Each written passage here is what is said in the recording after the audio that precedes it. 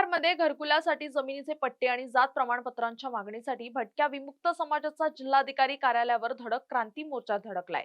भटक्या विमुक्त जाती जोडो अभियानांतर्गत काढण्यात आलेल्या या मोर्चाद्वारे प्रशासनाला तब्बल 2000 जात प्रमाणपत्रांचे प्रस्ताव सादर करण्यात आले।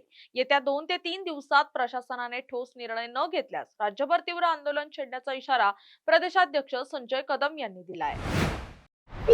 भारत देशातील 30 करोड विमुक्त जाती भटक्या जमाती समाजात जय भारत जय भारतीय संविधान। साथियो, भारत देशाला स्वातंत्र्य होऊन आज 78 वर्ष झालं। या 78 वर्षामध्ये भारत देशातल्या विमुक्त जाती भटक्या जमाती समाजाची लोकसंख्या 30 करोड आहे आणि त्या 30 करोड भटक्या मुक्तांमध्ये 22 करोड भटके मुक्त असे आहेत की ज्यांच्याकडे जातीचे दाखले नाहीत, कारण की ते लोकशाहीच्या पहिल्या पायरीवर पण नाहीत, कारण की जातीचा दाखला नाही तर आरक्षण नाही, योजना नाही, कोणताच लाभ नाही। त्यामुळे 7 जून 2017 ला विमुक्त जाती भटक्या जमाती समाज मोटरसायकलवर चालू केलं।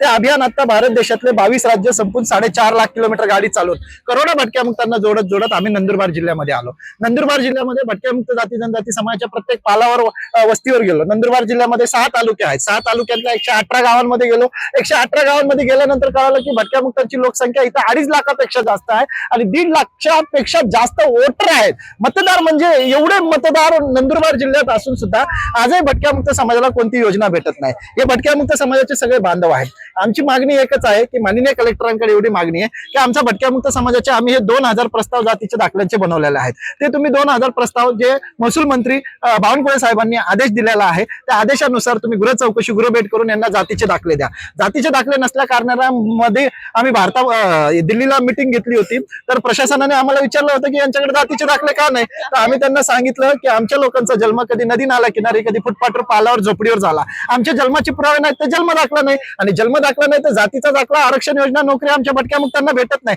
म्हणून आम्ही लँडलेस, होमलेस, जॉबलेस आहे। राहायला घर नाही, मरायला स्मशानभूमी नाही, जगायचं तर कसं बी जगतो। आमचा भटक्या मुक्त समाज ज्याकडे जातीचा दाखला नाही तर जात पडताळणी पण नाही। म्हणून आम्हाला माननीय मुख्यमंत्री साहेबांना आमची विनंती आहे की गृह चौकशी गृह भेट करून तुम्ही जात पडताळणी पण द्या आणि हा पूर्ण भटक्या मुक्त समाज नंदुरबार जिल्ह्यात हा राहिलाय गायरान जमिनीवर, शासकीय जमिनीवर, आणि महसूल मंत्र्यांनी आदेश दिलेले आहेत की जमिनीचे पट्टे द्या। म्हणून माननीय कलेक्टर मॅडमला आमची विनंती आहे की आपण लवकरात लवकर यांना जमिनीचे पट्टे द्यावे। त्यामुळे भटक्या मुक्त समाज शांततेच्या मार्गाने एकत्र आलेला आहे।